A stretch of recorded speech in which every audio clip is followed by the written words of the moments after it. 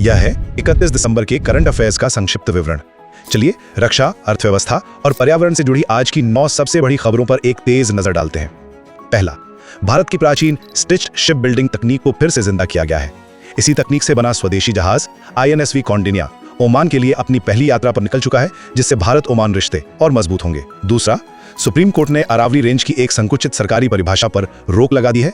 इससे अवैध खनन का खतरा था, तो अब एक एक्सपर्ट पैनल वैज्ञानिक आधार पर नई परिभाषा तैयार करेगा। तीसरी खबर एक चेतावनी है। भारत दुनिया को लगभग 40% चावल तो देता है, पर यह फसल बहुत ज्यादा पानी इस्तेमाल करती है, जिससे पंजाब और हरियाणा में भूजल 200 फीट तक नीचे चला गया है। चौथा, यूरोपीय संघ का कार्बन बॉर्डर एडजस्टमेंट मैकेनिज्म यानी CBAM हमारे स्टील और एल्यूमिनियम निर्यातकों के मुनाफे पर भारी असर डाल सकता है, क्योंकि यह आयात पर एक तरह का कार्बन टैक्स लगाएगा। पांचवा, RBI की रिपोर्ट के मुताबिक छोटे डिजिटल पेमेंट्स में जबरदस्त उछाल आया है, जिसमें UPI सबसे आगे है।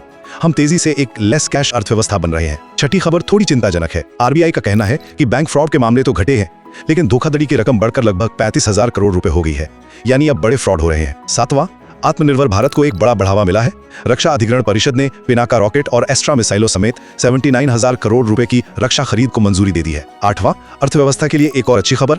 नवंबर में भारत का औद्योगिक उत्पादन 6.7% बढ़ा, जो 25 महीनों में सबसे ज्यादा है। और नौवीं और अंतिम बात, दिल्ली के PM 2.5 प्रदूषण का लगभग 1/3 हिस्सा अमोनियम सल्फेट है, जो सीधे हवा में नहीं आता, बल्कि पावर प्लांट के धुएं और खेती के अमोनिया से मिलकर बनता है। तो संक्षेप में, आज का दिन रक्षा में आत्मनिर्भरता, अर्थव्यवस्था में मिले जुले संकेत और पर्यावरण की गंभीर चुनौतियों को उजागर करता है।